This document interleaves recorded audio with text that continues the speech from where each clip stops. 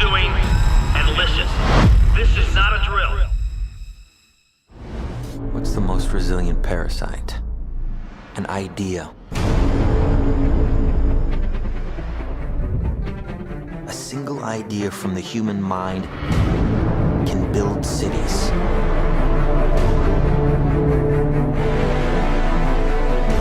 An idea can transform the world and rewrite all the rules. Which is why I have to steal it. He's hiding something, and we need to find out what that is. We gotta break out of here. Give him the kick!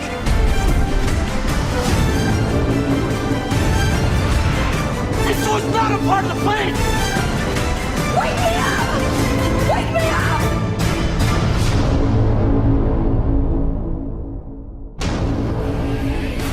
I know we have still not shattered that highest and hardest glass ceiling, but someday someone will, and hopefully sooner than we might think.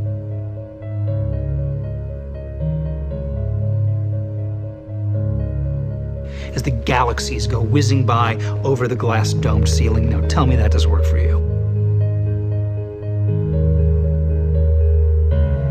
If it's true, does it change how I live my life? This is something that is not an easy answer because of the magnitude of what we're talking about here. How it will change your life, first of all, when you understand it, is dramatic, to say the least. Will it change you from having to go to your job every day and the things that you typically do every day? No.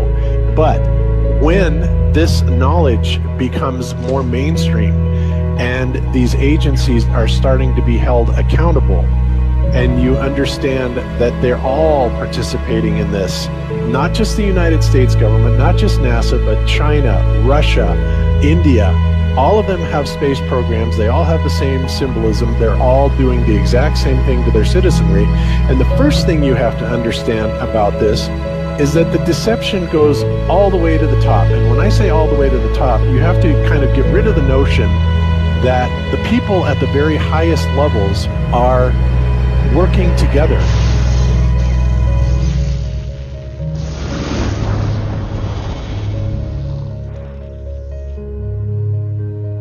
Why would they do this? Why are they trying to hide the fact that we are on an infinite plane or on a flat earth rather than a ball? Well, if you isolate people into the idea that they're on a blue marble that's in the middle of a universe that is really insignificant, and there's thousands or millions and billions of other worlds and possibly other civilizations, that makes most people think that we are insignificant and that we did actually come about as some sort of an accident.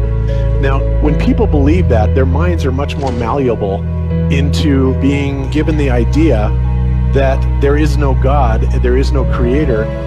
And because of that, that also gives the controllers this fertile soil to build other deceptions on.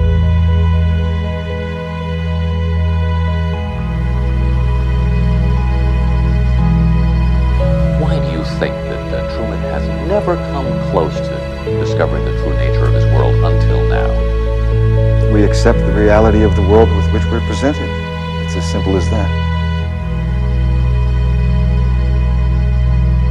It's about total control, mental, physical, spiritual, every way, shape, form possible. You have to remember how big of a conspiracy this is. This isn't talking about just the JFK thing, or isn't talking about just 9/11.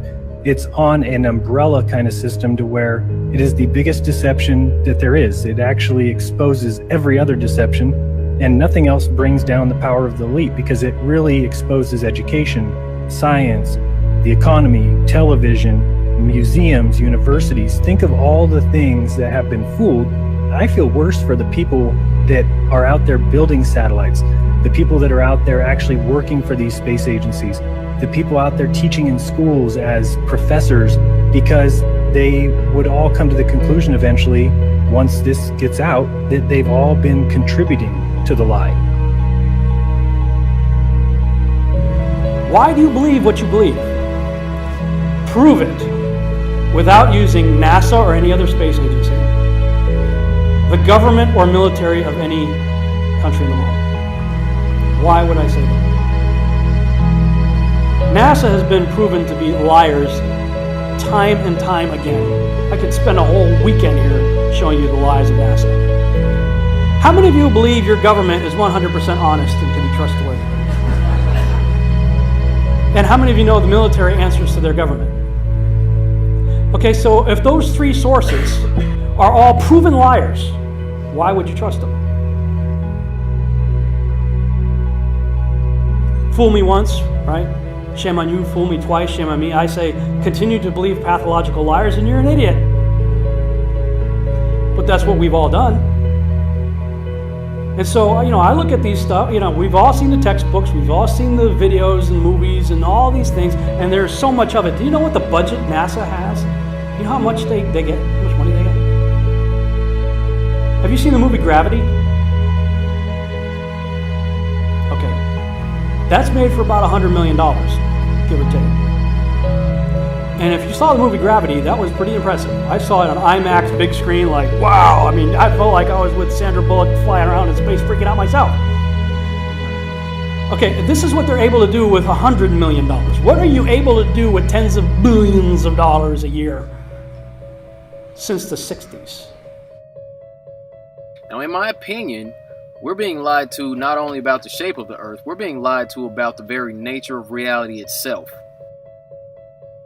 In 1954, Admiral Richard Byrd, a highly decorated naval officer, conducted an interview where he alluded to the idea that there may very well be land beyond the poles.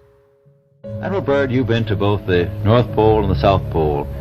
Is there any unexplored land left on this Earth that might appeal to adventurous young Americans? Yes, there is. But strangely enough, there's left in the world today an area as big as the United States that's never been seen by a human being. And that's beyond the pole on the other side of the South Pole from Middle America. And I think it's quite astonishing that there should be an area as big as that unexplored. That's a tremendous So challenge. there's a lot of adventure left down at the bottom of the world. Admiral, do you hope to see that? We don't know. That's the big problem. We don't know where we are. Okay? That's what we're all trying to figure out here. But there is the Antarctic Treaty where, 53 or so nations have signed saying that no one's going to lay claim to Antarctica and that there are massive restrictions for travel there. You can't just get up and go to Antarctica on your own. You have to have a tour guide with you, and there are only certain entry points, and there are limits on where you can go search. Personally, I think the unconquered South face is the only one worth scaling. It's a 20,000-foot sheer wall of ice, but that's never stopped me before.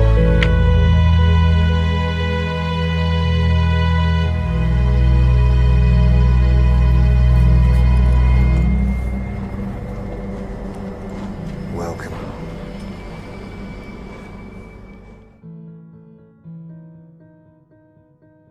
No, I just want to stand on top of the wall and piss off the edge of the world.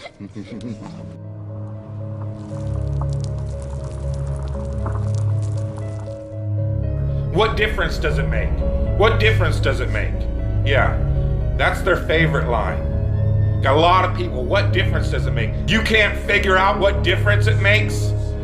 If you can't figure out what difference it makes that the people running your world are lying to you over and over your whole life, if you can't figure out that someone lying to you is trying to control you, suppressing of information, of knowledge, is control. Deception of information and knowledge is a form of control. So what difference does it make? It makes a big difference, because once they start omitting information or lying about information about where you live, they're doing it to control you, period. Why am I having to explain this to critical thinkers in the truth movement?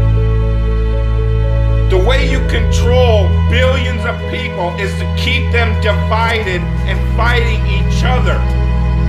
Flat Earth is not a PSYOP. Flat Earth destroys the PSYOP. Every PSYOP that's been used to control us. For as long as they've known about it. So this system has been in power and control for hundreds of years, ever since they convinced the rest of the world that they didn't know where they live. It created this fantastical scenario to make people feel insignificant and to follow those that appear to know better. Why is the flat earth so important? Because it shows the deception. And if everybody would just come together and demand answers, they would be in checkmate. They would not know what to do. Train up a child in the way that he should go, and when he is old, he will not depart from it. I believe that's why we have so many who are indoctrinated to still believe and fight so hard for the heliocentric model. The reason being is because we've been taught the globe model since before we had the ability to think for ourselves. Think about that. Before you could think for yourself, before you could form rational thought, you've been taught that you live on a spinning ball, although your five senses tell you something totally different. Our senses tell us that the earth is flat and stationary, that the sun and moon and the stars rotate above us just as we see, that they make their annual cycles in such a way that we can calculate days, months, and years of the passage of time, just like in Scripture. The earth in itself works like a well-designed timepiece, and we all know that any timepiece that we can think of has a designer. What if the lie is to hide the existence of that designer? What if they're lying to us about this because they're hiding God?